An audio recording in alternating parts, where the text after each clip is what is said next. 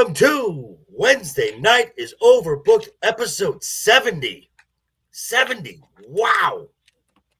The Thank big you guys 7-0. Yeah. Okay, so no more interruptions. Thank you for stopping by. Make sure that you hit that subscribe button, hit that like button. We're going for double-digit likes. We do this that's our goal for every show. And these cost you nothing. So if you don't mind, I'd say you better subscribe or we'll bash in some skulls, right?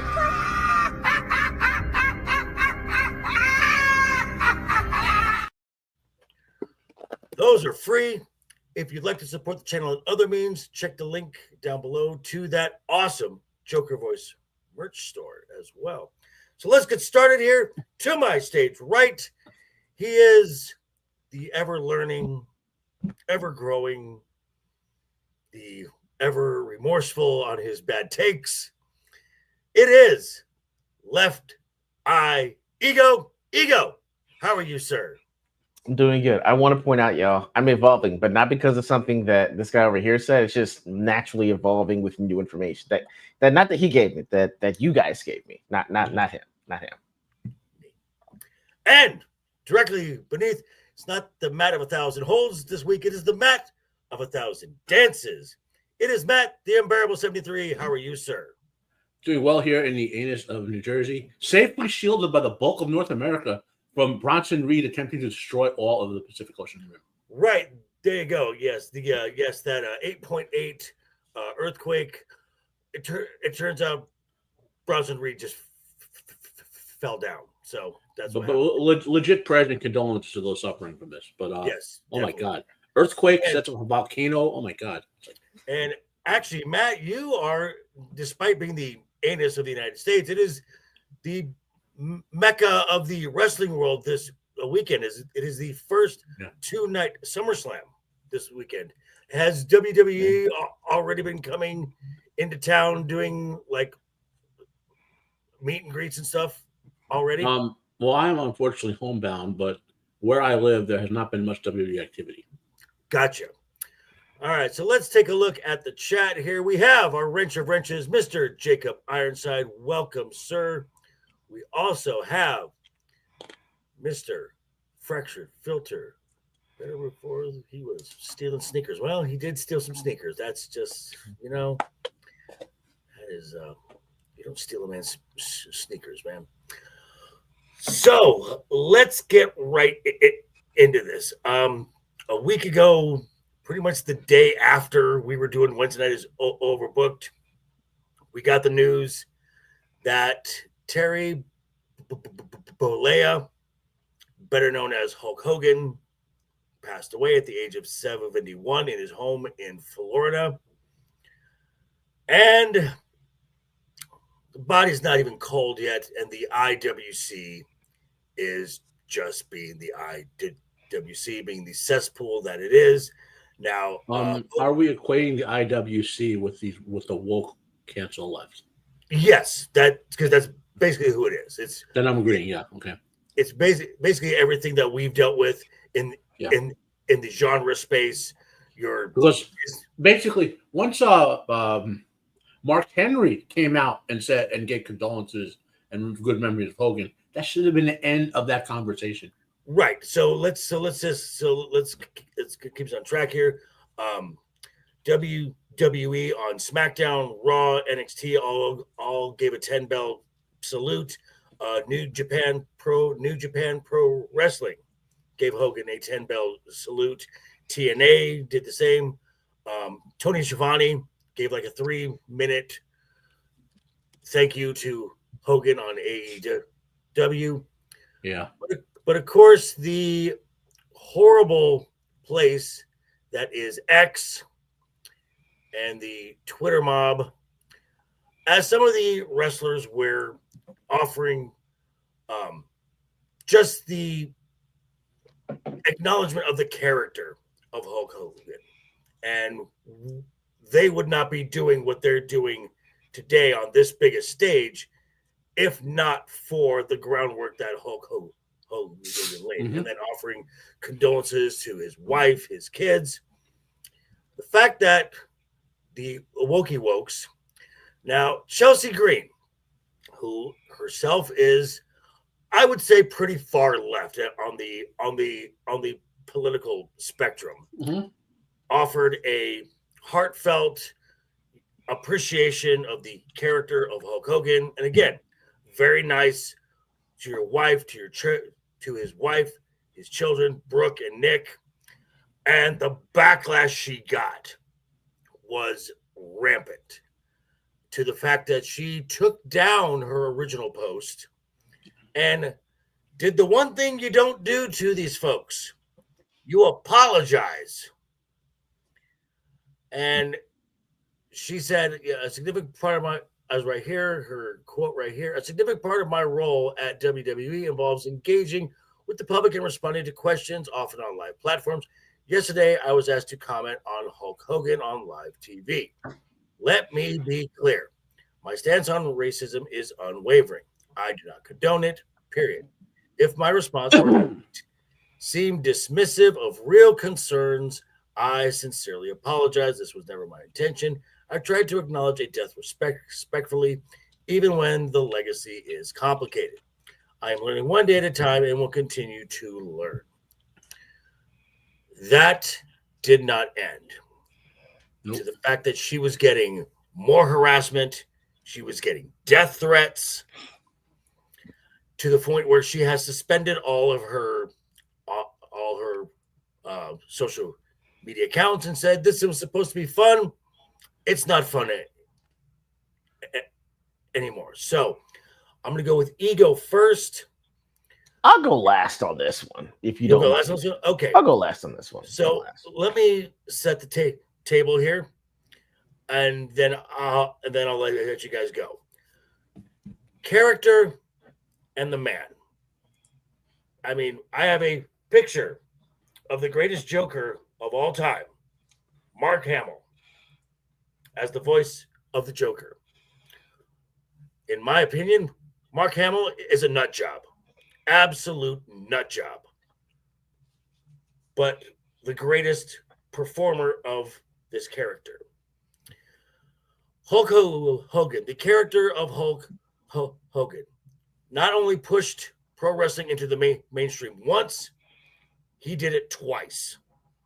Once as a babyface, once as a heel, in arguably the greatest WrestleMania moment ever, WrestleMania 3, body slamming Andre the Giant, and as we've discussed here, the greatest heel turn of all time, 1996 Bash at the Beach, his match with Dwayne at WrestleMania 18, arguably one of the greatest WrestleMania matches of all time, when they called the audible and switched heel and face midway through the match.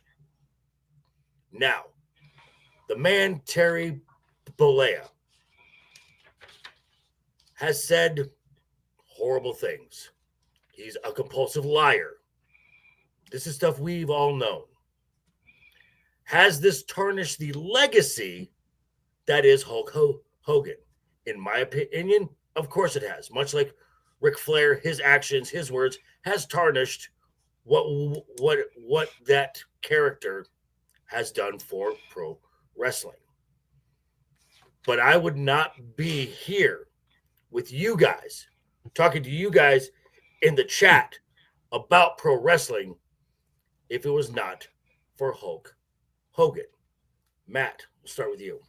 So, first to Chelsea Green, I'm over you. Done with that. Now, so a baby boomer, which is Hogan, he was a boomer, okay, dropping a couple N-words when talking about some street thuggery or whatever. If we're going to call that racist, then what are we going to call lynching people?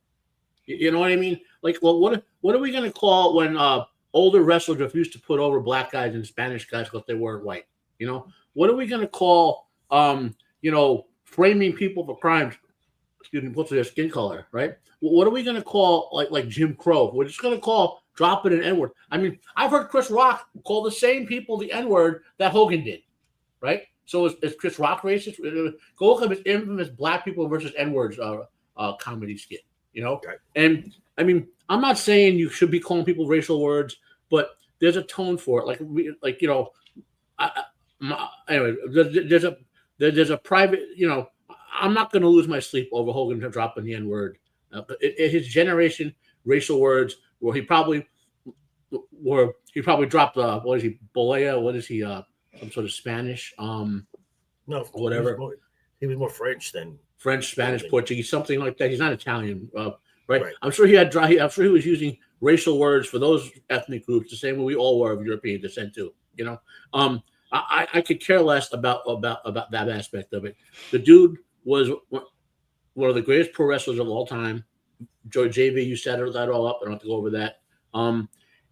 It should have been a be-all and end-all when Mark Henry, who criticized Hogan, when the so-called N-word controversy dropped, came out and gave condolence to Hogan and said that's that. I mean, yeah. Now, if we're talking about David Duke or someone who died and people, yeah, that's fine. But this is a guy who dropped some curse words and maybe and had some sex tapes, and he's not an evil man. And for all these internet blue-haired weirdo trolls to be criticizing him, they could all go to hell. Okay. So now we know what Matt thinks there. Ego, your thoughts on the keyboard soft snowflake social justice losers? Go for it. You know what? Damn, I actually had something for this, but I'm just gonna come out and say it. Let me be LeftEyeEgo for 2 minutes. So I'll go with this from like 3 or 4 different angles. Wrestling 1, there's no way you mention wrestling being a quarter of the way popular and profitable as it is without the Hogamania. That's it. But first things first, it doesn't get anywhere as well as popularity being worldwide as it does without Hulk Hogan. In fact, it's one of the few things to where you could say if you didn't know anything about wrestling and someone said name a wrestler in the 80s, you would automatically say Hulk Hogan because he was right there front and center and he was the face of the entire sport of wrestling. In terms of just culture thing, we usually get more grace when we die. It doesn't really matter how much we've done bad or good. You usually kind of give, and you know what, hey, you might have done some things here, but you did great things here. All in all, we're sad that you're not here with us anymore. The fact that we have to use your name in the past tense every day moving forward kind of sucks when you mean so much to the sport. And it's strange that people seemingly now don't give you that kind of grace in death that we usually get. In terms of race, the irony of his N-bombs is the fact that when people were giving their condolences and had to take them back, all the white people did that. That's the funny thing to me is that when you mentioned Chelsea Green, Joey Swole, these other people, they're like, oh, I apologize for saying these things that he said. Black people like Stevie Ray and Mark Henry, like, yo, condolences. He helped me out. I'm sorry you're not here anymore. So if the black people aren't really, that black people that do wrestle, that were wrestling, that wrestled with him says, hey, you know what? I'm sorry you're not around anymore. You're actually cool with me. White people don't get to be more upset than the black people that he offended. And if you want to go the comedic route, which is the only place I can really take this from here on out, Chris Rock did a whole skit about this. Black people and N-words. Okay, I suggest if you haven't listened to it, and if you're a Zennial, you should look the shit up. Because I'm not saying that Hogan was saying those words for a lot of people, but he wasn't just saying them for himself. And if honestly, this is America, we're all kind of racist in our own way. So, I mean, it kind of fits with American culture. So, I mean, I really don't care to that extent what he said. I really don't give a shit. I'm just saying that, hey, you get grace in death and the sport isn't popular. I don't have you guys to be around if he doesn't set this thing off by WrestleMania 3. And that's as far as I can take it. Okay, well, mentioning the WrestleMania, the first 9 WrestleManias, Hulk Hogan main evented 8 of them. Mm-hmm. The fact that we have a 2-night WrestleMania the fact that we now have a 2-night SummerSlam, none of this happens without Hulk Doesn't Hogan. right? Now, as far as the IWC goes, you're going to take another L on this because these two guys said this when a character emerged on the scene in the WWE, and that is El Grande Americano. As the blue-haired land whales said, this is racist, this is offensive to Hispanic people. Well, over last weekend, WWE had a super show in Mexico City. Now El Grande is getting huge pops in AAA. Hell yeah. Oh, hell yeah. And that is the Mexican salute there. He actually has that down. That is the actual Mexican salute. As these two guys said he would. Mm-hmm. Oh, yeah. Yeah. There is a long tradition in Mexican wrestling of non-Mexicans putting on masks and participating in the culture. Right. You know, Yeah. Mexicans want you to participate in their culture. They want you to wear sombreros. They want you to wear Mexican clothing and eat Mexican food. You know. Wow. Okay. Exactly. So we got Mr. Eric Douglas. Hello, Eric. If I had $10 billion, I'd start my own promotion, and my first world champions would be King Koda and Mustafa Ali. Okay. I would not. Not bad. Ali's he's a good candidate for like the X Division type, the high flyer. Absolutely. Absolutely. So. Oh, wait, that's an idea.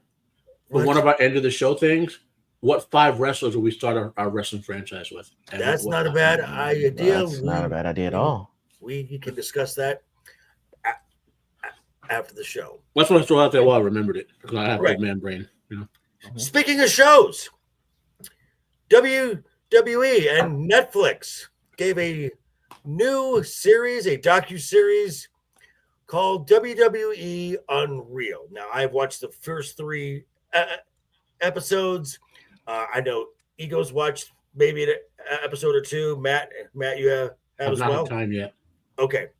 So this is supposedly a peeling back of the curtain, even more so. And some folks are upset that Triple H is peeling back the curtain because it's destroying kayfabe. And I'm thinking to myself, this is the guy who did the curtain call. Are you really shocked? But they've had WWE 24 for quite a few years. Remember that the 24 hours in the real life of a wrestler, you know. So I'll say, let me start this, and then I'll let Ego, since you've watched a few episodes. From what I got is this. It's the candid stuff when the wrestlers are talking to each other backstage, and it's not a promo setup segment.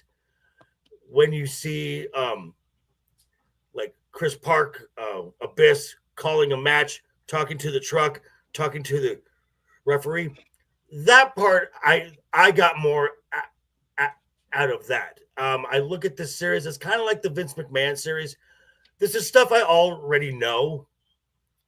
So for someone who is like as we have Ego here, and this is the reason we have him here, is this new kind of a new fan coming back to the world of professional wrestling. Mm-hmm. This is more for people like Ego, where someone like Matt and myself, who've been watching this product for decades, again, a lot of this stuff is already known to us. Yeah.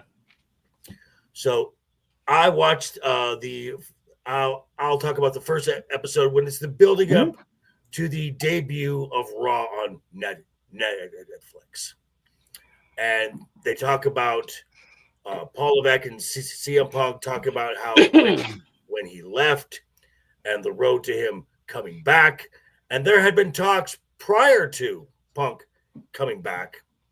And Paul Levesque had said, no, that's the same guy who left. It's not going to work. And when they finally talked again, they both basically said the same thing, that, okay, we've changed. We've grown up. We're not the same person anymore. We can make this work. And then you got Rhea talking about her journey to do WWE. And again, the one I like the most is just the backstage stuff, the stuff that is the more candid. That's what I got the most out of. Ego, I'll let you go here. I would say if I never met you guys and I hadn't watched wrestling in 10 years, this would have been great to watch. Not that it wasn't bad now, it's just that seeing what all goes into it, you're just watching, you watch someone come out the stage and there's a camera here and there's a camera there, 1, 2, 3, and it's over. And then the match is over and then the show's over. And you're like, okay, till next week. I didn't know all that goes into it. I do know that, I like my guys that are high flyers that have a lot of charisma, and I'm not annoyingly right all the time like this guy here and plan out matches months in advance. I didn't know they had storylines that go on for years. And that show was like, oh, wow, this is really expansive. This is like 48 Laws of Power. Make the difficult look extremely easy. And to do this week in and week out and make it look this easy, like, wow, this is a really tough job. I see why people can't do it. And they showed me like, hey, there's a reason why people can't do it. And it's not because of a lack of talent or lack of being over or whatnot. It's like it's a very brutal schedule and you're doing a lot all the time. You're just going and going. I see why CM Punk said I had to leave because I was touring for 10 years every day. Like that would wear on anybody. I didn't know it was that extensive. But I also think that for me, we've gone through, what was the age before the Attitude Era? What was that? That would be the next generation era. Okay, so we had next generation era. There was the Attitude Era. I know there's a PG era, a Ruthless Aggression era. I think this show is supposed to signal a new era, which to me says this is the self-awareness era, if nothing else. Like, hey, when they did episode 2 and they said, hey, Jay, I'm straight. I'm pretty much shoving a rocket to your ass and it's going straight to the top. Them being upfront, like, hey, we're going to push this guy, especially considering when they were doing the Rumble and they were like, everyone said CM Punk, but one guy. He's like, no, Jay. I feel, and then they were going through it. They're like, oh, wow, like who connects with the crowd? Who's way over? Who's actually got charisma? Who can do this? I think it's Jay. We should put him in the match because it didn't sound like he was discussed at all leading up to the Rumble on that one. But it also does highlight some of the issues that I didn't see with Jay, which is I didn't know that he'd been in a tag team that long, that he didn't have the stamina. And I was wondering, like, yo, why is his jumping over the top rope? Why is his leg nicking the top turnbuckle? If you're supposed to be a high fly, your top moves from the top turnbuckle. It's like, oh, you've been a tag team for 10 years. And when you finally get your push, you don't have your win. And I'm like, damn, Jay, you should have been losing weight like a year and a half ago, dude. Like, you have to be able to go ahead. And of course, what we say about Jey Uso on this show here.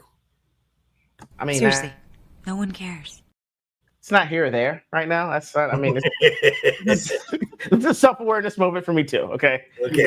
I didn't, y'all didn't give me a reason why. Hello, Kai. How are you, sir? It's conditioning your body for a different type of work movement. Right. Yeah, I didn't know that. That's the thing that I didn't know. I just thought like, oh, you can still do this, but I didn't know that he's like, oh man, I'm used to getting tagged out. I'm like, well, damn, you gotta really fracture. Like I thought we were friends. Why did you hurt me so? Like, why would you do this to me? Now I just went to show you how expansive it was. Just to go off of what you said in the opening part of episode 1, Cody Rhodes is talking about him being the face of the company. Yeah. And that he is glad that his wife is also in the business as well, or they would have been divorced a while ago. A long time ago. Yeah. What that job and what the title of the top guy is. Yes.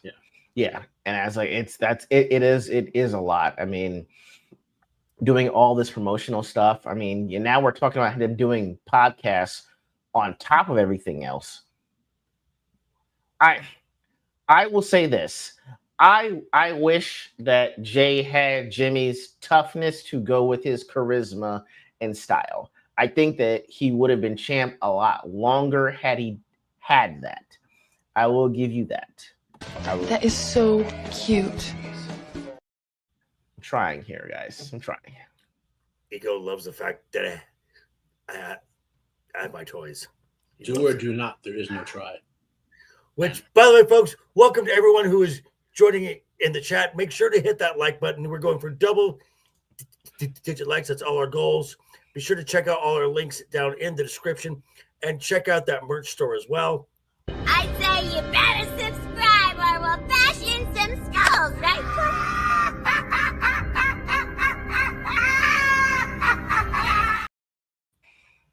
Matter of fact, speaking of that merch store, and we also have Joker Voice merch as well. The logo here is done by our wrench of wrenches, Mr. Jacob Ironside in the chat. Matt, while you talk about the reality of wrestling being shown, Ego, do you mind dropping Jacob's link in the chat so folks can check out his You got it. as well? So I have not seen this yet. I've been looking for it the way I would get this stuff, still in the high seas. And but WWE has had a program like this before. So they have W24, which comes around WrestleMania. I think they had an episode of that. You ever seen the one with the Undertaker? By the way, you should. It's awesome. They've done documentaries over the years. 2 on the Undertaker. Wait. So you're saying the Undertaker is awesome? Yeah. Yes, we know. They did a great TV show, which I don't know why. It was on the network. JBL would host a bunch of older veteran wrestlers, and they would be playing like cards and eating food and talking about old time wrestling. Yeah. I love that show. And so they have pulled back behind the scenes before, right? So there it is out there, and in the new modern kayfabe, old kayfabe is gone. We all know that they're putting on a show. So now they acknowledge that this behind the scenes stuff helps show you what they go through to put on the show. Right. Mm-hmm. Yeah, definitely. And it says, and I love when the blue-haired land whales, you got the Rhea Ripley stans who just absolutely hate Liv Morgan. When Rhea said, I love Liv. We work great together. Mm-hmm. I mean, they've basically been that feud that ended at the Netflix debut on Raw was the end of like a 3-year program between them. So, but yeah, and this series was all building toward WrestleMania, which we're not going to talk about WrestleMania because we're talking about SummerSlam, as it is. We are days away,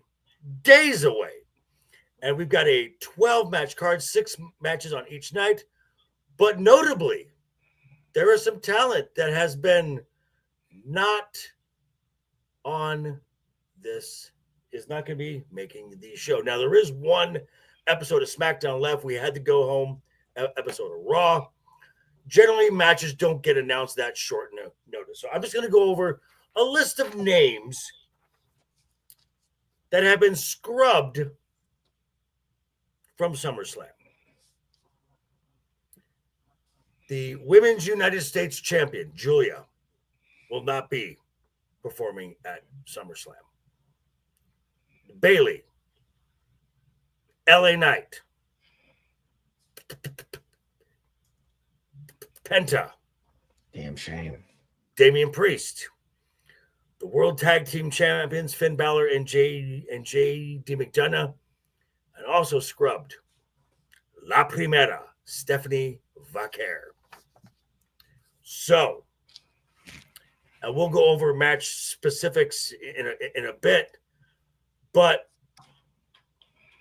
a name that you think, 1 or 2 names that should be at this show, doing something at this show, in a match at this show. Man, I'm trying to figure out, is Karrion Kross even in this?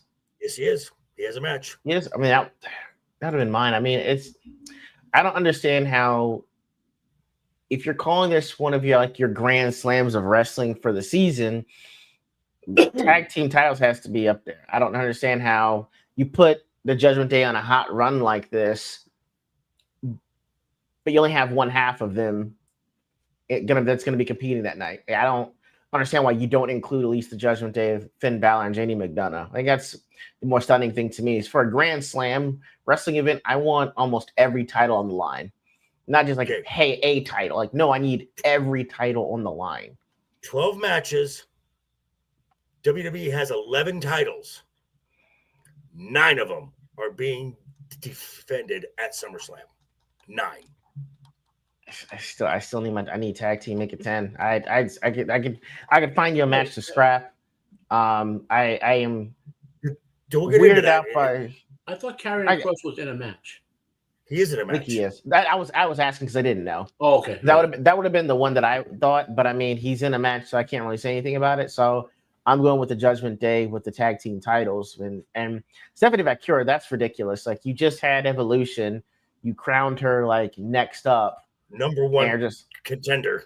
Number one contender. Like usually you do something with that by the next PLE. I don't know how they constructed these matches. I know that they put 9 out of the 11 matches with a title on the line, but I mean, surely there's at least 1 or 2 you could scrub to put in like your up and comers that you have the rocket strapped to their back.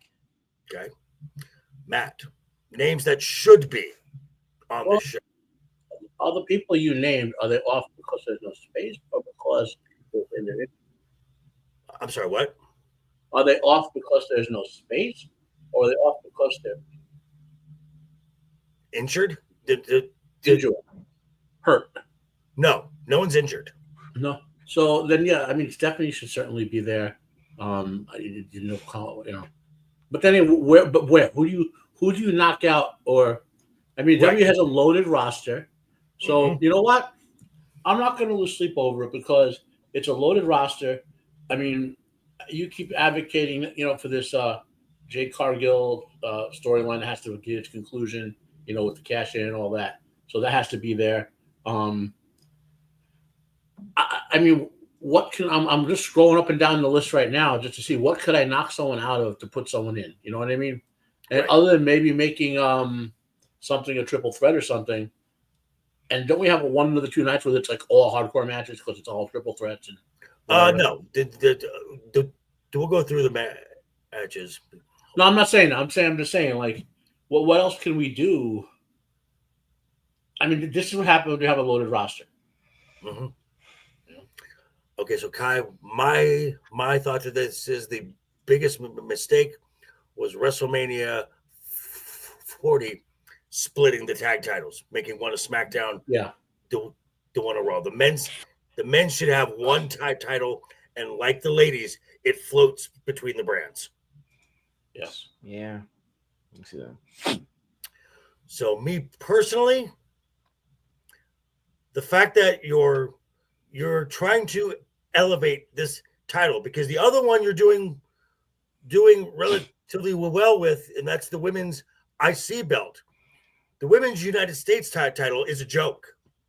And you finally put it on somebody who you've invested a lot of time, effort, money in Julia.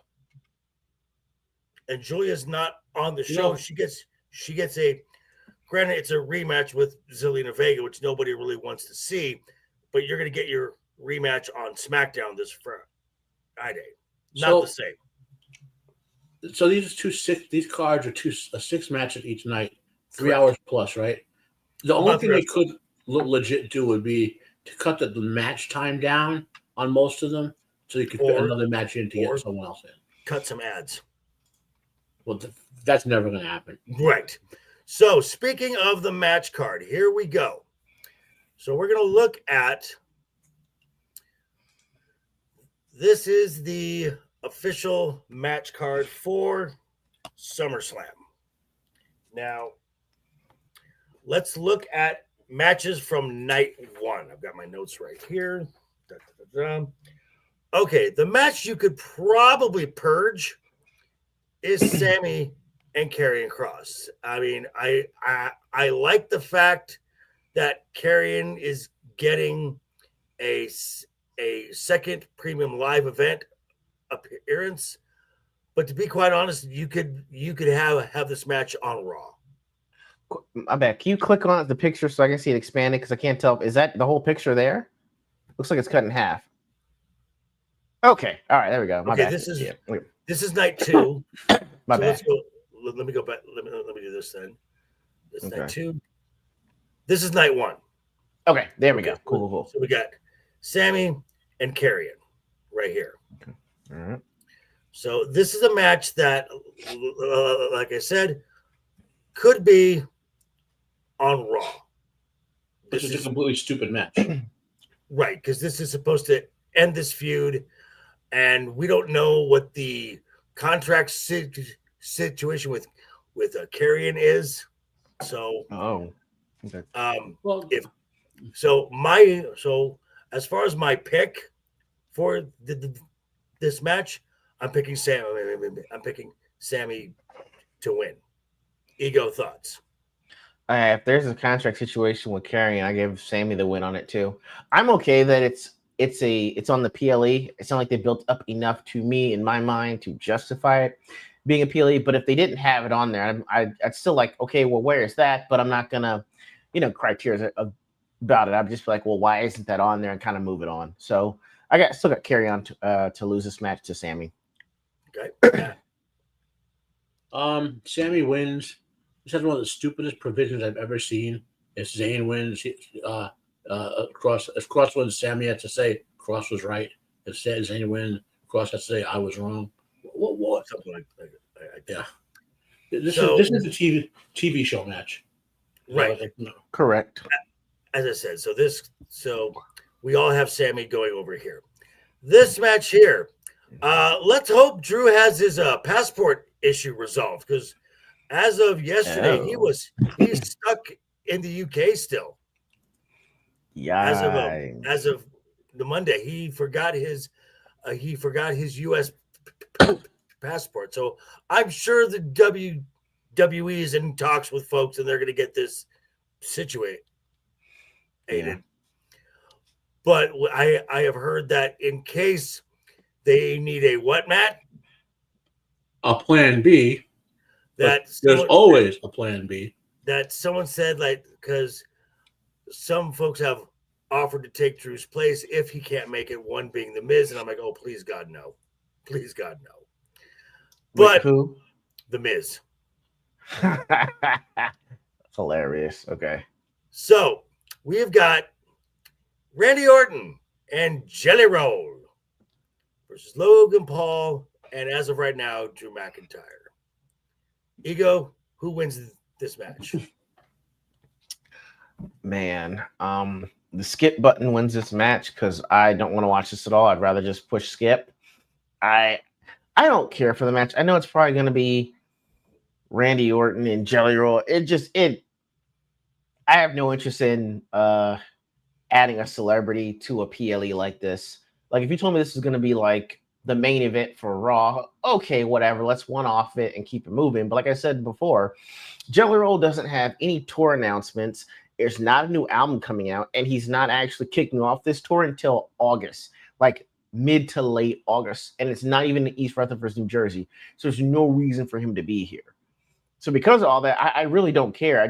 It's probably going to be Randy Orton and Jelly Roll, but I don't give a shit. Well, based on what I've seen of Jelly Roll, I would rather take Jelly Roll than Travis Scott. Yeah, that's fair. Matt, thoughts? If this is a one-off, Randy Orton and Jelly Roll win this, and the reason Jelly Roll has been disappeared the last few months, Ego, is because he's lost 100 pounds. The guy's in phenomenal shape. He's working out like a maniac, apparently. Great, that's fantastic for you. It's just, I'm just saying, like, that's why he disappeared. But if this is a one-off, Randy and Jelly, if this is going to be like a thing where they're involved down the road a little bit, maybe leading to a Survivor Series match in some capacity. This is not a feud. I'm just saying, like, One It's off not. between Randy and Jelly. If anything, if any feud is gonna come out of this, it'll be Randy and Drew. Yeah. You know, So- who's looking for a jelly KO? Not me. So we Jelly got KO. so yes, the babyfaces will win, and as much as I don't like celebrities in matches, celebrities have been a part of WWE since the dawn of time. So I'm not. I know. It's just I like again, having that one celebrity involvement in a match. Here. I'm okay with the promotion of something while you're here, but if you don't have anything to promote, I get you lost the weight, but I mean, like, that could go to somebody else or shit. Even Pat McAfee. I know he's out right now, but if you told me it was going to be Pat McAfee in Jelly Roll's place, I'm like, oh hell yeah, I'm watching that. But like Jelly Roll, like, I don't care. That's all. That's all. All righty. Next, another tag team match. 3 tag team matches on this show here. We've got the OTC and his cousin, that guy, versus Braun Breaker and Big Bronson Reed. So, Matt, I'll start with you. Who wins this match? This is tough because, I mean, to further storylines, Braun and Braun should win. But it's tough when you're at one of the big 4 and you have Roman Reigns, who's barely wrestled or won anything in like 2 years. There'll be shenanigans on this one for sure. I'm going to go with my instinct to say the Browns are going to win this with outside assistance. Okay. Ego, thoughts? Ooh. Damn. Storyline. You know what? No, storyline. I've got Jey Uso and the good God, the original OTC winning this one. Okay. I have them win, and I actually have them winning clean on this one too. Okay. Now, there is a thing called go home math, where during the go home show, a segment or a match, if who's ever standing tall at the end of that segment, generally speaking, like 8 out of 10 times, they will lose at the premium live event, the pay-per-view, or whatever. This is a case where go home math does not apply. Remember what I said about Tiffany and Charlotte at Mania. What is WWE right now in the business of? Building new stars for the future. Roman Reigns is bulletproof at this stage in his career. Yeah. If you're going to build, if you want to build new stars, the Braun Buns need this win, and it ends with Braun Breaker pinning Roman Reigns. Oh.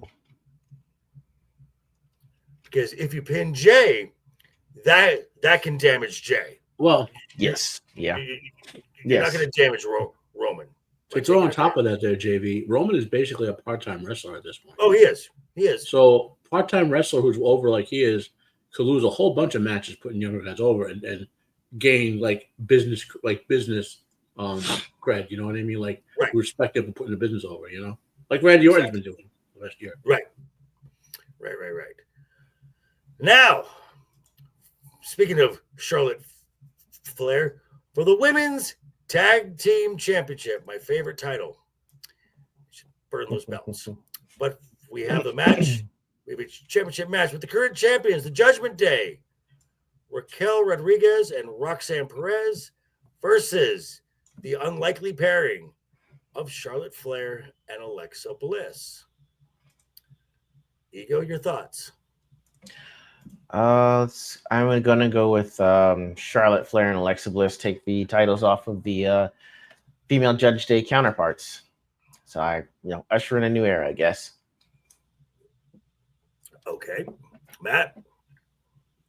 I wish the Judgment Day would win. As to who is going to win, if they go so here's if from this match Charlotte and Alexa win, right, and then they become reluctant tag team partners who butt heads all the time, leading to eventual breakup and rivalry between them. That to me would be a legit way for them to win storyline wise, because it's about the storyline and the money, right? Like, in other words, there's no reason for them to be together because they're not besties. There's no past history. So for them to be together, they have to be champions, but have a storyline that comes from it. And being champions who butt heads after they fall apart and want to murder each other, that's a legit, Which murder we do not advocate on this show here. So speaking figuratively, but I get to what you're saying, and this is what I've been saying what the women's tag team titles are. They're a plot device, bring two folks together to eventually break them apart. Mm-hmm. Now, the experiment pairing Charlotte with Alexa has worked, and it's worked beautifully. You now have Charlotte Flair, who came back at the Rumble, getting booed out of every building she walked in, is getting a pop now, and it's because of the pairing with Alexa Bliss. Now, I do agree with Matt that it's kind of a shame that you would take the titles off of Roxanne and Raquel, because you could say that Raquel is doing her best work being paired with Roxanne. Mm-hmm. Yeah. I mean, Raquel has really come on. I mean, well, there was, because she, someone offered her some advice, and it was Kevin Nash, and said, "You're a big, be a big." Yeah. She's legit big and strong. Yeah. Right. So kind of, it's okay for her to no-sell stuff every now and then, because she sells so much from a smaller wrestler. It's like, okay, well, it makes you look weak. Right. So when you do no-sell stuff, you look a lot stronger. That match with Rhea at Night of Champions, I thought she looked great in. I mean, you could arguably say that this tag team is working better than when Raquel was paired now with Liv, and I'm sure that's going to play into a storyline somewhere, which we're already starting to see that develop. But yes, I do believe that this is where the tag titles come off of the Judgment Day to make another story down the road. Yeah. And this match here legitimately scares me.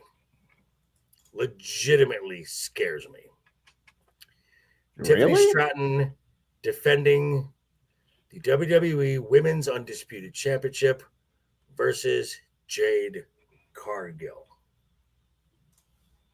Ego. It's no brainer to me that Jay's going to lose this match.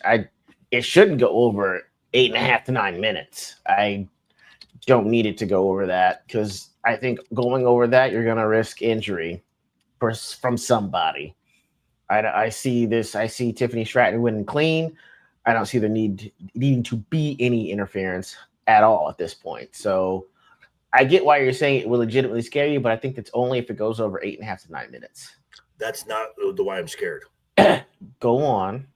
Well, I'll let Matt go first. Matt, I have an idea. So if I were booking this, give me your prediction first. Okay. So my prediction is that Jade's going to win this and Naomi's cashing in. And my idea is based on the prediction. Naomi already cashed in. She cashed in. She did when? Evolution, yeah. Oh my God. Okay, so forget it then. Because it would have been perfect. A perfect way. This is where the setup.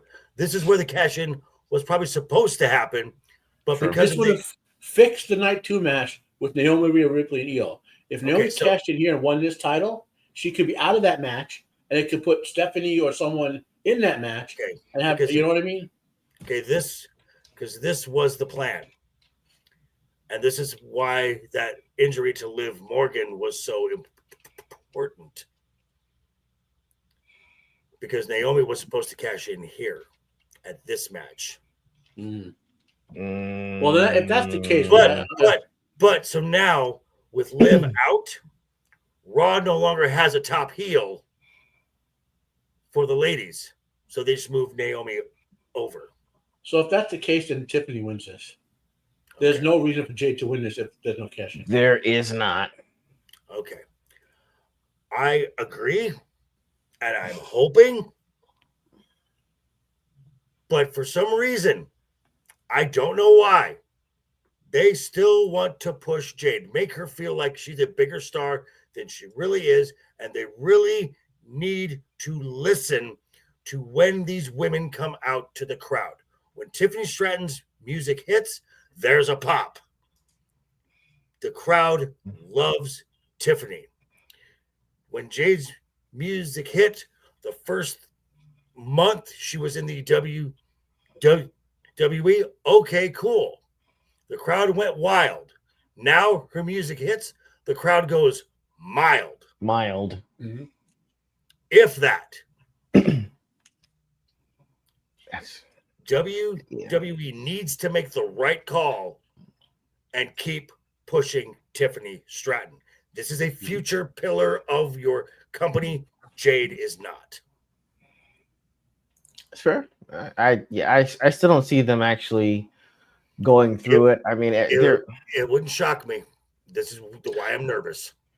I'm like, I guess the thing to me is the fact that there's no one that you could put in front of Jade Cargill after Tiffany that I'm saying that, yeah, Jade Cargill's winning that match. Even if you put Lyra in front of her, I was like, oh shit, Lyra's front. I'll probably walk away with the belt. All right, there's no one that you could feed to Jade Cargill that I'd be like, you know what? Oh, she's gonna take her out. Squash match. This will only take 5 or 6 minutes because I wouldn't believe it. I seriously do not see them changing course with the Tiffany Stratton with Tiffy time. I do not see them changing course on that. Ego, I feel like a proud dad here. You've come such a long way. That just for that, sir.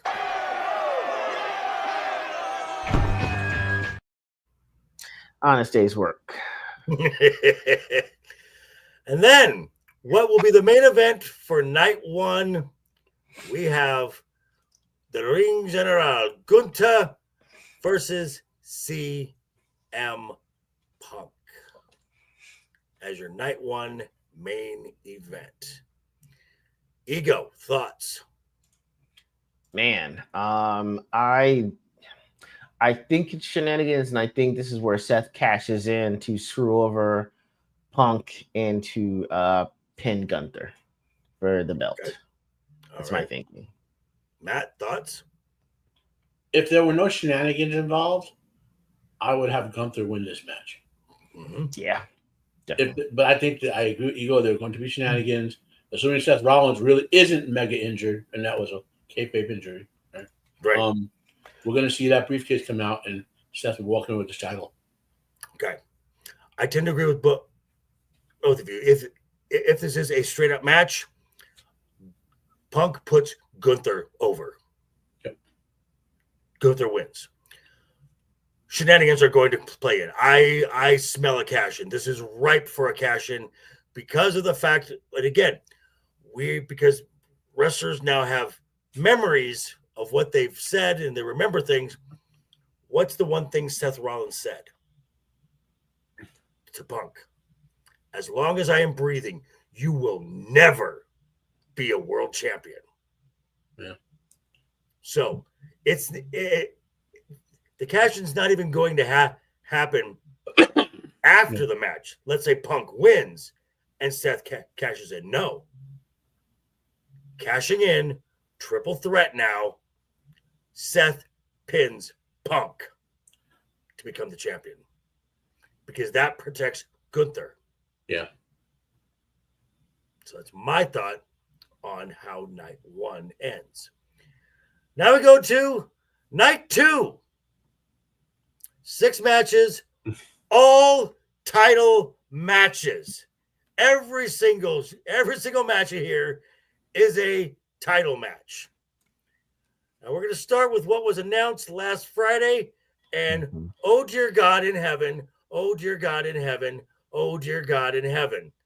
The car crash that is going to come of this. We have a 6-pack TLC match for the WWE Tag Team titles. The champions from the White Six, Joe Gacy and Dexter Lumis, versus the Motor City, the Machine Guns, versus DIY, versus the Street Profits, versus Fraxium, and versus Andrade and Rey Fenix. TLC matches, oh dear God in heaven. It was crazy with 3 teams. The Dudleys, Hardys, and Christian and Edge. Christian. Yeah. Now you're going double that amount. A ladder match, a 6-pack ladder match is crazy.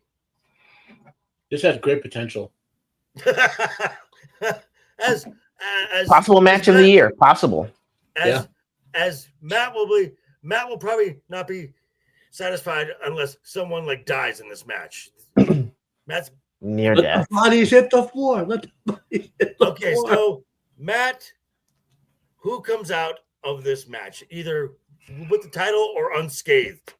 Who currently has the title? I don't even know. The White Six. White Six. Gacy and Loomis. Okay. It's not going to be the Street Profits. Nope. Not going to be Fraxium. The Wyatts will not retain. Oh, well. I'm going to lean towards. It's not going to be DIY. It's going to come down to Motor City Machine Guns or Andrade and Phoenix. Because Phoenix and more about Phoenix's push than about anything. I'm going with the Motor City Machine Guns. Okay, the Guns.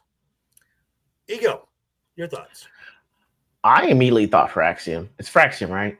Mm-hmm. Yeah. Yeah, that's who I thought. I mean, I know they'd been tag team champions in NXT, I believe, at one point. Yeah, I had them. I like the look they have. Street Profits is a no. They can't. They don't. I don't even think they barely got any shine for WrestleMania when they were the tag team champs. Motor City Machine Guns. You can always do that later on. You don't have to necessarily do it now. Wyatt Six. I like them, but I think that Fraxium's going to have a better run with the belts, and I think SmackDown is an even better opportunity to showcase your younger talent that's better than NXT, but may not be Raw ready, if that makes sense. Gotcha. So, I mean, this just goes to show why the world tag team titles are not on the line on this show. And you've got the WWE tag team titles on the line here. SmackDown's tag division is way better than Raw's. Mm-hmm. And I could see Fraxium coming out with the win. That's just my I pick, because this match is impossible to pick. Just my thought. Next,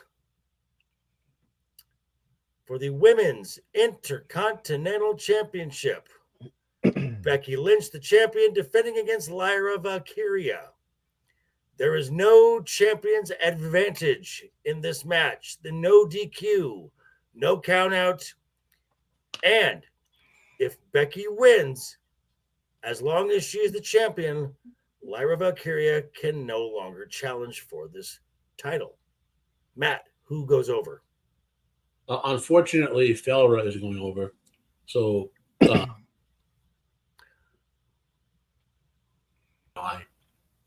have no. But Lyra's going to win this one. Okay. Ego, your thoughts? I got Lyra winning, going over Becky. And you guys, from what you all told me, that reason Becky came back was to put Lyra over. Mission will be accomplished on night 2 of SummerSlam. So fully see that happening. Yep. Again, Lara goes over because the stipulations alone kind of told you what was going to happen in this match, and this match will be a very good match. They have failed to have a bad match yet. Fair. Now, speaking of a great match, for the Women's World Championship, we are just running back the best match from WrestleMania. Just take out Bianca, add Naomi with Rhea Ripley and Io Sky. Ego, who wins? Man, Because this match is going to be a banger. This is going it's to be a going banger. to be an absolute banger, man. Which, by the way, Go ahead. Saturday and Sunday, a half hour after each show is over, be sure to tune in because we'll be doing a live recap reaction to each night of SummerSlam. So, Ego, continue, Yes. sir. Damn, man, I don't know if I see the title changing hands again, but My audio died. I'll be right back. Okay. I got you, man. I think, and based on what I saw with Unreal, that helps. I think Rhea might walk away champ on this one. If Naomi does not retain, I got Rhea to win this. I don't see it changing hands again this soon, but if it does, I'll give it to Rhea. Okay. So, here's my thoughts. Oh, here's Matt. Okay. Right. Matt, who wins this match? So on Io, Who'd you call? so Naomi already has a title, right? Correct. Io wins it and retains. What was that? Io is going to retain. Io does. You mean Is going to win. Naomi. Io is going to win. Naomi. I can't see Naomi carrying a title like this for a long time. I just can't. I don't see. She's not money. She's not. The merch sales will drop. They want when you put towels on people that to sell merch basically. Okay. Io sells merch. Rhea sells merch. Naomi, what does she sell? A couple of glow in the dark nightsticks or whatever. I mean, okay? Naomi is going to retain. This is her first Okay. title defense. You're going to continue the story because if Naomi retains, Rhea still hasn't beaten Io, and we said on Raw. True. We said on Raw in a backstage segment, Io told Rhea, "You've never beaten me before, and you never will." So Fair.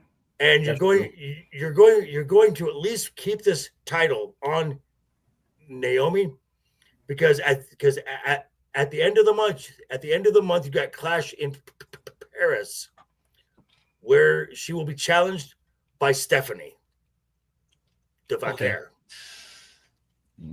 So a transitional champion. okay, I so I'll think go with the that then. I'll go with that. Yeah. So I Naomi like holds. that better. I like that better. So Naomi holds. Now we had the Women's Intercontinental Championship. We also have the Men's Intercontinental Championship. Dirty Dominic Mysterio versus AJ Styles. Ego, thoughts? Man.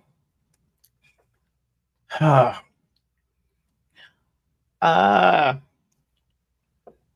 think that Dirty Dom is going to retain, but I also think it's going to cause friction with Ladies of Judgment Day that they've lost and he retains, and that JD McDonough and Finn Balor, all retain, and it's just them. So I think it's going to create better friction if he actually retains as opposed to AJ Styles winning outright. Okay. Matt, thoughts? Well, okay, so there'll be shenanigans for sure in this one. Probably involving Roxanne. Yeah. Hmm. Roxanne and maybe another male member of the Judgment Day. Well, here's this way. If a male member of the Judgment Day intervenes, Dominic will lose, thus causing friction in the Judgment Day. That being said, I mean, this is just a match. It's not like a great storyline leading into this match or anything. It's been of the matches that we have on the card. It's actually had some build to it, but not one that like Dominic's going to retain, because I don't see where this rivalry goes in any way. Like, because if AJ wins, Dominic has to get a comeback match. So I don't see where this goes if AJ wins. You know, okay. I would like to see AJ win, and keep this title for a while, have a nice little face run on it, which will be a last title run for him. But and then a big time heel pick up from him maybe in 3 or 4 months. You know, but Okay. I think it feels like this is him putting Dom over. Okay, so last week I could have easily seen AJ going over easily because the IC title is a workhorse title, and Dom hasn't exactly been a workhorse as far as a champion goes. However, at the WWE Super Show with AAA, Yeah. in the last segment, it was the Vikingo was in the ring with it was a match between Vikingo, El Grande or something. All of a sudden, a hooded figure jumps in and starts beating the shit out of both of them. Pulls off the hood, and it's Dominic. The pop he got at that event. And I said, there's no way you take the title off of him. He is money right now. Absolute. He is a gold mine right now. So Dominic absolutely now retains.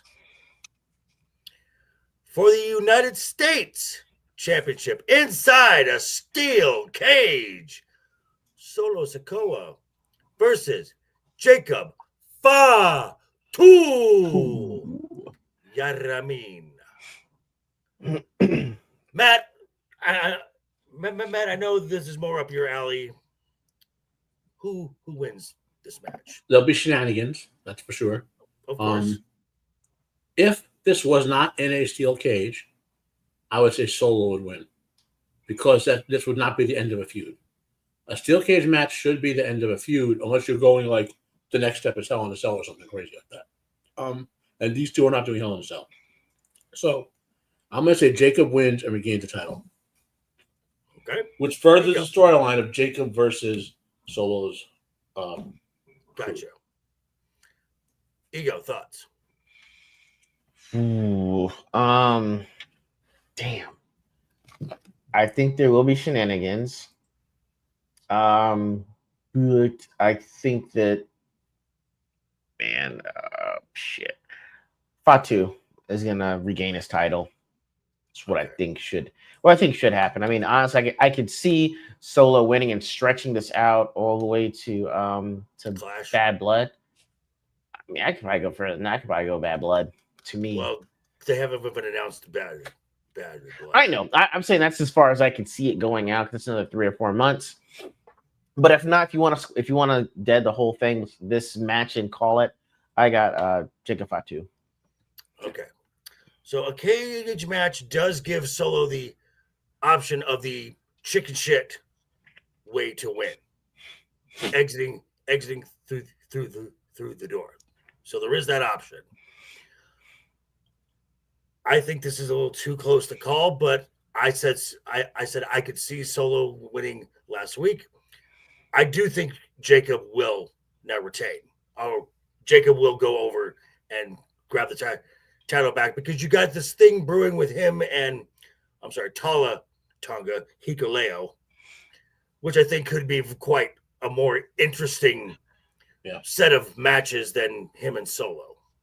Just my thoughts. So I think Jacob goes over. So Solo is the least capable wrestler in his organization.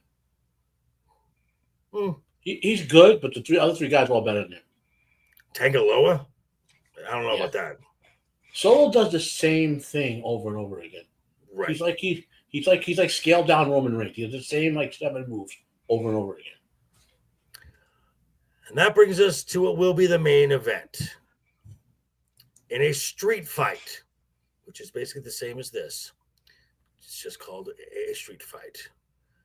The 17-time champion John Cena in his final SummerSlam versus Cody Rhodes. Ego, who wins? Man,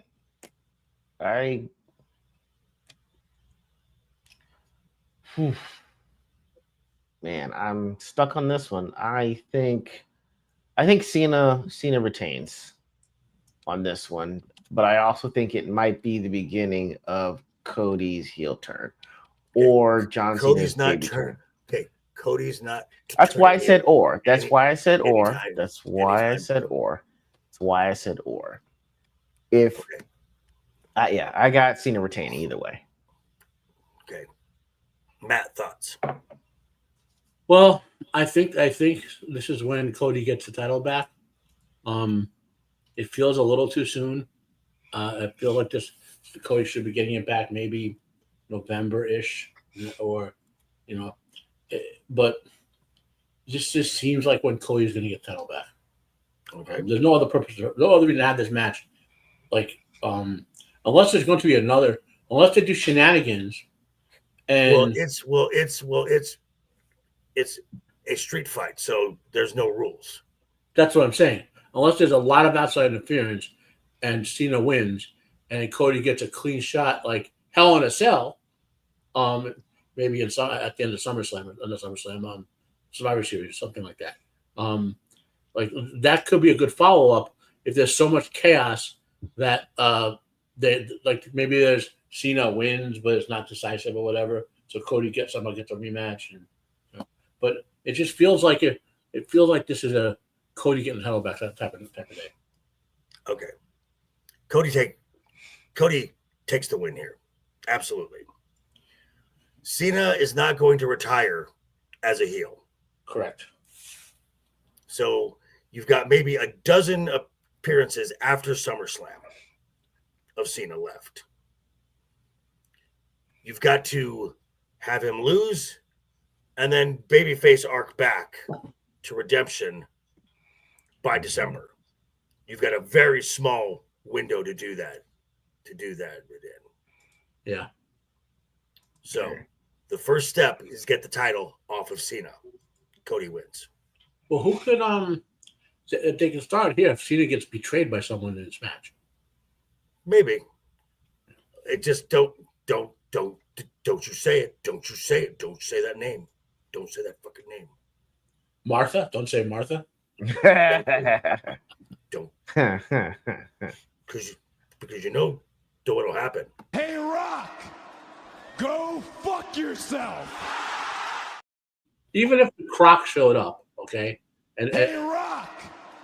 Go fuck yourself! I don't think that's enough to face turn Cena. I think it would have to be something like it would have to be someone like maybe Gunther is mad if Gunther loses, he's mad and comes out, or even Gunther, someone really heelish has to come out and betray Cena somehow. That for them to start the here. But otherwise, yeah, you're right. Alrighty. So those are our picks for our predictions for SummerSlam nights 1 and night 2. As we will now segue, with no segue at all, into one of the staples of this show.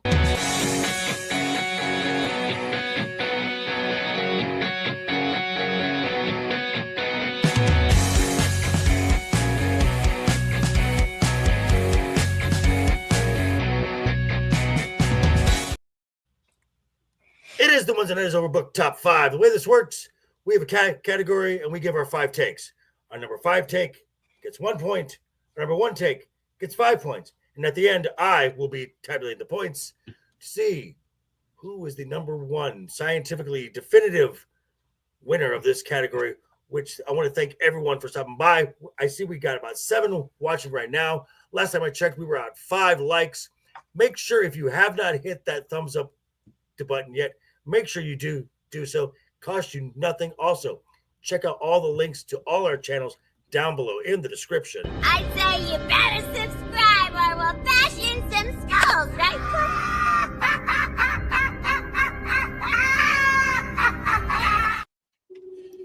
And I just got word we're up to 6 likes. We got 4 likes to go. If you have not hit that thumbs up button, please do it. Now it gets more engagement, possibly push us into some algorithm, get us more eyes going so we can get the show monetized, so we can do a lot more things and have a lot more fun.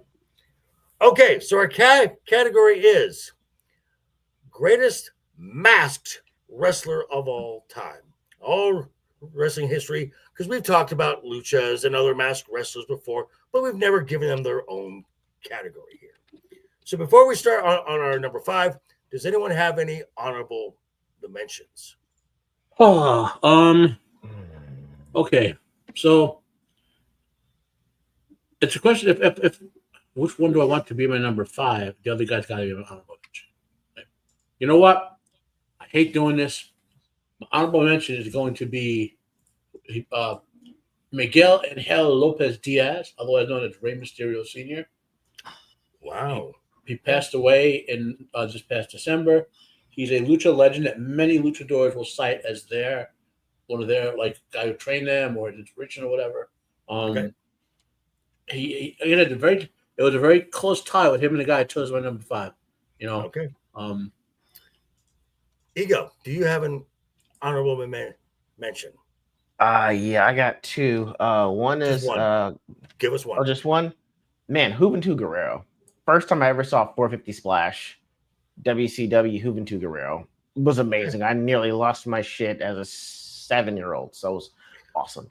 My honorable mention was the in-ring persona of Firefly Funhouse, Bray Wyatt, being the Fiend. So, Ego, your number 5, sir.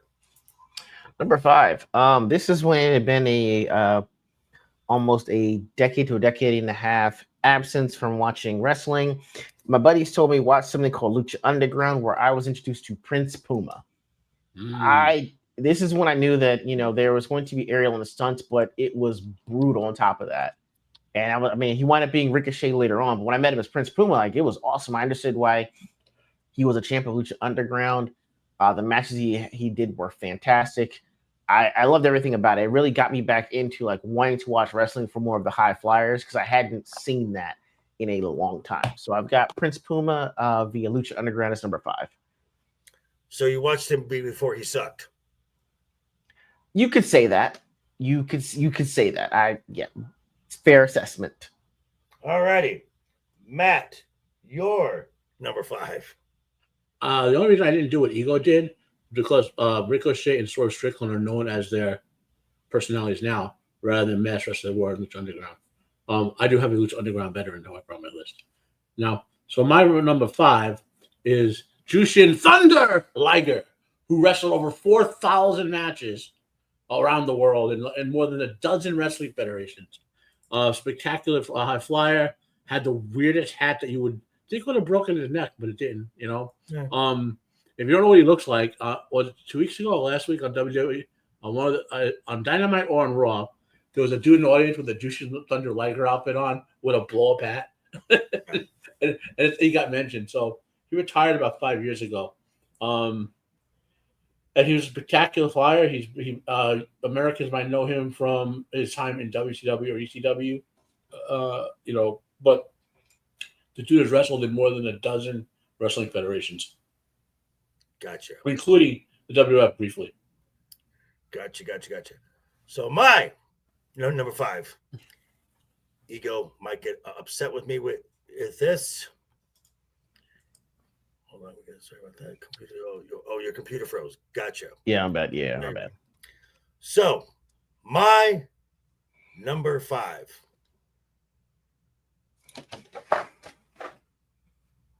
Cero Miedo. Cero Miedo Penta. Again, going through the history of other wrestlers that have worn masks. Don't get me wrong. Again, this is the last spot in my top 5. So, just saying. I mean, there is no shame in being 5, right? Nope. Right, Matt? Nope. I mean, my list has a clear number 1 that no one's going to argue with. But after that number 1, you could put 2 through 7 or 8 in the same spot. Right. I'm sure it's the same thing. Yeah. All righty. So, yes. Penta, my number 5. Ego, you're number 4. All right, number 4. I've got the Big Red Machine, Kane. Okay. At Fast number 4? move. Number Okay. 4, Okay. sir. It's your list. Number 4. Exactly. That's my list. I got number 4. I mean, it had me legitimately thinking that this was Undertaker's brother, that it was a legitimate kid of Paul Bearer. His choke slam was only rivaled by Undertaker's at the time, and it was a great foil to have for the Undertaker. Someone as big as strong as he was to kind of power scale to an extent. So, I mean, I love Kane. I got him at number 4 on the list. Okay. Matt, you're number 4. When this guy first appeared, like maybe because of his name, it was part of the menacing of it, but he legit looked like he was an evil monster who was going to eat you and kill you. When he Leon Allen White, Big Van Vader, the guy, like, he would march down with that big steam helmet coming down to the ring, and he would, I mean, he was not a very clean worker for most of his career. So he hurt guys, but he would get hurt himself. He was one of those guys who would give his body up for like, yeah, hit me hard with the clothesline. I don't give a rig break, that type of guy, Right. But he's as far as mass wrestlers go, the dude was just awesome. He wrestled in, obviously, New Japan, in World WCW, did WWF, but his WWF career was horrible. All Japan, he is PWN, another Japanese federation, and he's obviously a football player. For those who don't know, he was a dude, and he can high fly like little guys. So right. So my number 4, Ego, we're on the same page. It's the Big Red Machine, Kane. I thought the worst thing that they could have ever done to him was take his mask off. Yes. oh, Absolutely. that horrible burnt face! I almost died when I saw it. I know. and ever since then, Kane's character just kind of went downhill from there. When he was the Big Red Machine, the Big Red Monster, when he didn't speak. Yes. Thank God when he became corporate Kane and they spent $1 million to reconstruct his face. Got rid of his scar. Exactly. Hilarious. So my number 4, Kane. Ego, you're number 3. Number 3 I've got is Mankind. Okay. Yeah, if that counts. Yeah, really quirky character, but I mean, Mick Foley was awesome at, bringing out the tortured soul of one Mankind to the point where, as much as I love this WCW, the minute I heard that Mankind had won the title, that Tony Schiavone said, oh, that but I changed the channel. Tony Schiavone, I changed the channel. I'm like, I don't even like WWE like this, but Mankind, you're telling me Mankind, that guy won, and just constantly reinvent the same character out of 3 that you'd already made for yourself, but to constantly reinvent that one. I mean, Rocket Sock Collection was hilarious. Yeah, I mean, like, I love Rocket Sock Connection. It was hilarious to me just because I was adoring.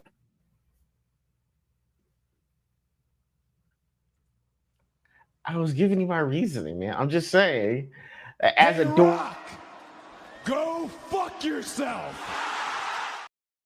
This isn't that version. This is the other version. Okay, I'm just saying. I understand. It was really cool to have it, so that's why I have it number 3. All right. Matt, you're in number 3. Cero Miedo. When I first saw Pentagon Jr. in Lucha Underground, the dude was amazing. Like, if we are doing this list 10 years from now, he's number 1 on it. Okay. assuming he doesn't die or break his leg, whatever, become a horrible wrestler. But when I saw him, and you want to know how good this guy is? Watch his intergender matches where he puts over women in a way that makes it still looks like a man versus a woman. Puts the women over in a safe way that makes still makes them look good. He can wrestle with guys who are 7 feet tall. He can wrestle with guys his height. He can wrestle all different styles of wrestling. He's a very clean worker, never hurts anyone in the ring. And he's a great. He's really good on promos in Spanish, not so much in English yet. I don't know how, but you know what I watched? Sheamus's Celtic Warrior workouts. Yeah. He's doing an arm day. He's doing an arm day with Penta. He's fucking hilarious. He's hilarious. I mean, he's cracking jokes. He's doing his reps. If anybody, just for the sheer entertainment value alone, Celtic Warrior workouts are great. Yeah. But I was going to finish the thought, Matt. Sorry. I just want to finish up with Pentagon had one of the great mentor storylines where he was the mentor. His mentor was Vampiro. You remember Vampiro, but no one likes him. I love Vampiro. Yes, we know. And Vampiro was his dark master who taught Pentagon Jr. the secret. Seriously, no one cares. And then it ended with Vampiro putting Pentagon Jr. over by saying, "Now you like a Sith type of thing." It was a really good, cool storyline. Okay. My number 3. It's time. It's time. It's Vader time. Big Van Vader. You talk about a 400-pound guy doing moonsaults. 400-pounder doing moonsaults. And like Matt said, the initial presentation, this big steam mask, that thing was scary as fuck. Mm-hmm. It was. And then he's got his own mask. I remember him when he was being managed by Jimmy Cornette. It was great. His feud with Shawn Michaels, very good. Fine with it. Number 3, for a big man that moves like a man half his size, Big Van Vader. Ego, you're number 2. Number 2, I've got Pentagon Jr., man. Será miedo, man. Usually I'm used to seeing these really lithe and wispy guys doing aerials and flips. I usually don't associate, the luchadors and the masked luchadors with being totally destructive and hang with the heavyweights. And the first glimpse I got that was Pentagon Jr. I mean, certainly what Matt said, his match with now Io Sky was phenomenal. I mean, I know that WWE would never do an intergender match, but I mean, it was amazing the way that they did that. On top of the fact that he could go toe to toe with, Prince Puma, aka Ricochet, he could do Io Sky. He's going toe to toe with, Braun Breaker and everyone else like that. I'm like, yo, this would be the first time for me seeing a masked luchador heavyweight title holder, and I see that when I see Pentagon Jr. Plus, he's fucking cool, man. Like I know I love a highlighter, but at an extent, you can't beat red, white, and black. Like that shit's awesome. It's really cool. I'm not gonna lie to you. As much as I love being a highlighter, red, black, and white can't beat it. So I got him at number 2. Gotcha. All right, Matt, you're number 2. My number 2 is his dad was on the list at honorable mention. Is Rey Mysterio Jr., who was not his dad, his uncle. Technically, Rey, in kayfabe, he's his son, but in real life, Rey Mysterio Jr. is the nephew of Rey Mysterio. Gotcha. And Rey Mysterio's actual son wrestles as the son of Rey Mysterio. Okay? Rey Mysterio means Magic King, by the way. Those who don't know, the dude has been the ambassador for Lucha Libre around the world. He has made Americans aware of Lucha Libre wrestling, and in a way that, because Lucha Libre is about showmanship more so than like American wrestling, for example, is about, and Japanese wrestling is simulating a combat event with a clear winner. Like whereas Lucha Libre is about putting on a great show for you, right? And it's not, and who wins matters for storyline, but the great show is the thing. And Ray was able to sell people outside of Mexico on adding that element to American wrestling and European. And he was a big ambassador for that, you know. So he's my number 2. All right. My number 2, Matt, we're on the same page. The biggest little man in the game. It's Rey Mysterio. I mean, enough's been said about him, so I'm just going to leave it at that. Rey Mysterio, number 2. All right, Ego, you're number 1. My number 1's going to be y'all's number 2, man. Rey Mysterio Jr. First time I ever saw him when he was, I swear to God, he had the colors of like the Phantom. It was that purple and black. The question. It was the first time I saw him. And I saw a guy that was outside the ring. And I'm like, okay, he's going to, just jump from the top turnbuckle, and do a top over the top rope outside. Okay, cool. And I saw him running back to the ropes. I was like, what the fuck is he doing? And he ran and flipped over into the guy. Again, 7-year-old me didn't know what the fuck was happening or what the fuck I just saw. I was like, all I know is that guy flipped over the outside the ring and landed straight up on this guy. And I've been hooked ever since. I mean, I'd never seen guys that were that small get chances that big when it came to title opportunities. I'm not sure if Rey's held every WWE title. I'm not sure. But I mean, it looked like, I'm trying to think, right? He's a Grand Slam champion. He's held the tag. Yeah, he's held US. He's held the world. And Intercontinental title. I think he has. Grand Slam, yeah. Like he's been every. I think he's at every single title that they've had. Yeah, that's an active here, and that's not easy to do at all. Less likely if someone that back with the current regime is like, I want these guys to be 6'3", 6'4", statuesque, and I was like, no, this small dude in a mask, he's gonna be your champ. Like he can actually carry the company, carry the title at 5'6". Hey, short kings unite. All I'm saying is you got to have some special juice and some charisma and be beloved to be a Grand Slam champ in wrestling, especially during the time that he was doing it, when that wasn't the look that was being gone for at that time. So I give Rey like number 1 as best master wrestler of all time for me in my top 5. All right. Matt, you're number 1. My number 1. There are 1,000 ways that this could have failed when they came up with this gimmick, okay? Maybe 1,005 ways, but it worked. It's Kane. The dude, not only Soul being Undertaker's half-brother, right? Soul being basically the Undertaker, another guy who could use Undertaker's moveset. You're not quite as well as Undertaker could, but there, right? Was a phenomenally good wrestler. Which we talked about before. The dude, is incredibly safe. Is a master at putting guys over, calls a great match. And yes, I'm masking him kind of weaken the character. I agree with that. But thank God for that corporate plastic surgery, right? But of course. Yeah. But I mean, I could have flipped this around a little bit. I could have put Rey Mysterio Jr. here, or I could have put Vader here, or Pentagon Jr. But what it comes down to is there isn't a clear all-time greatest masked wrestler, but there's a lot of guys who could be considered for it. Gotcha. And I mean, there's 4 or 5 guys I could think of. Like if we did a top 10, I could easily do a top 10. And Kane got the number 1 because of the sort of making the Undertaker's gimmick work for another character. Yeah. I mean, if nothing else. All righty. So my number 1 has been mentioned, from the land of the rising sun.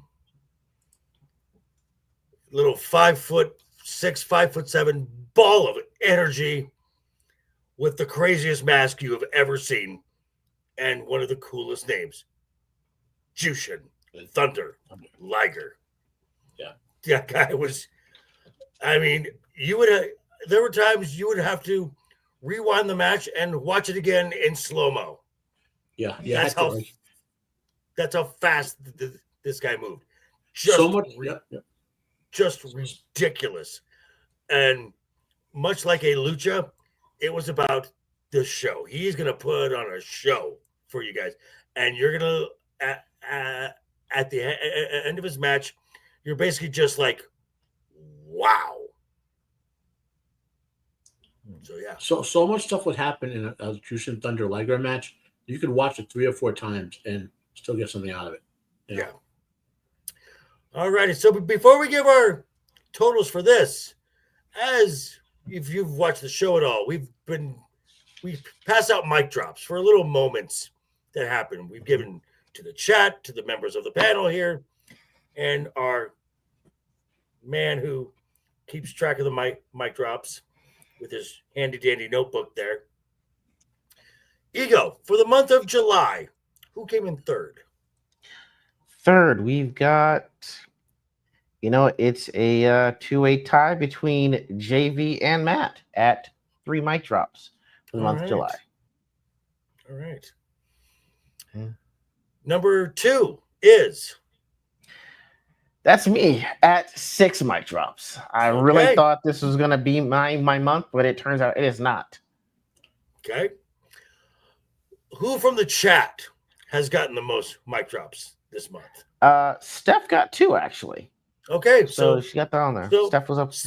So Steph, for 2 months in a row, is the chat mic drop champion. Chat, you need to step up your game here. I mean, Steph's not even in the chat right now. I'm marking that down. She's 2-time champ on here too. And number 1 is... Man, I don't know what kind of legalese he pulled to do this because he's not even here, but Duke Devil 95 has 7 mic drops. And he isn't even here tonight. This man is overseas chilling like Le Champion with the bubbly, and he's not even here. I don't know how he pulled this off, but he won with 7 mic drops for the month of July. All righty. So, and as far as our top 5 goes, we have a clear number 3, a clear number 2, and a clear number 1. At number 3, one of the hottest sensations in the WWE right now, Cero Miedo Penta. Even though Ego got mad at it. I just protested him being that high on the list. That's all. Number 2 with 9 points, the big red machine, Kane.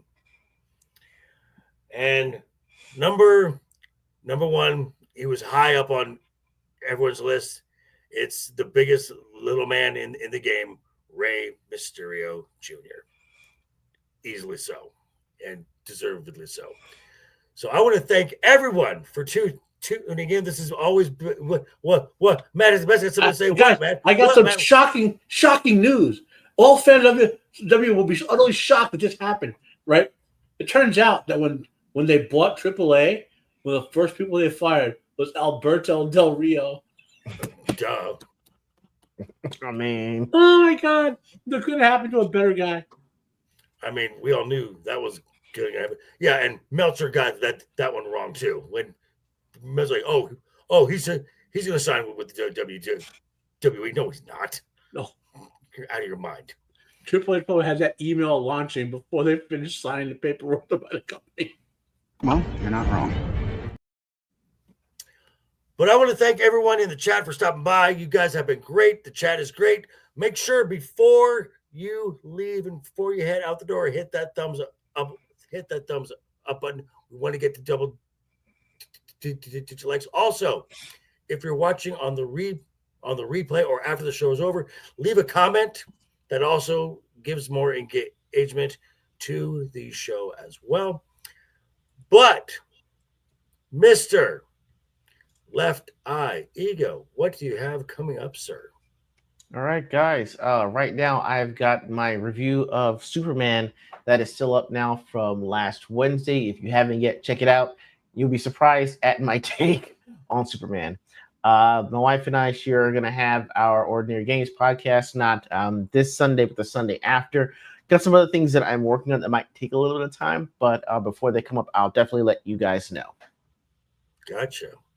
And also, be sure to be here this weekend when myself and this guy right here, Saturday and Sunday, half hour after they go off the air, which is a earlier start time, 3 p.m. Pacific time, so 6 p.m. Eastern time is the start of SummerSlam. I'm not going to tell you all to watch the 3-hour pre-show. Dear God in heaven, that's a lot of wrestling. But Mr. The Man of 1,000 Answers, the unbearable 73, what do you have coming up, sir? Tomorrow night, JV and I, for sure, I don't know if Eagle's on or not, we'll be on Roman shows discussing the 1970s invasion of the Body Snatchers. Next week, obviously, we'll be reviewing SummerSlam. I dropped videos for my Superman review about a week ago. I dropped some trailer reviews for Mortal Kombat 2 and for the horrible Starfleet Academy trailer. I will be dropping some WrestleMania, some SummerSlam prediction videos. They'll probably be up tonight. We're filming right after this. And that's kind of what I got going on. Gotcha. So if you're watching my channel, I dropped my night one predictions this morning. I'll be dropping my night 2 predictions on Friday. And also, yes, you can catch myself and Matt on with Roman of the Empire talking about the 1970s film Invasion of the Body Snatchers. But until then, folks, I want to wish everyone, on behalf of all of us, at Wednesday night is overbooked. I want to say, keep talking, keep smiling, always have fun, and until next time. Toodles!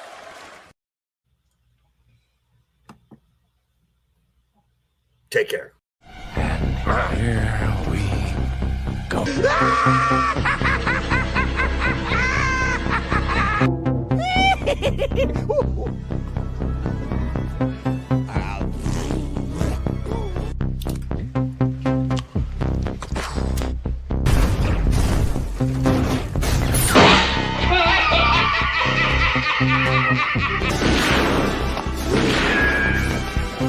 Is like gravity. All it takes is a little push.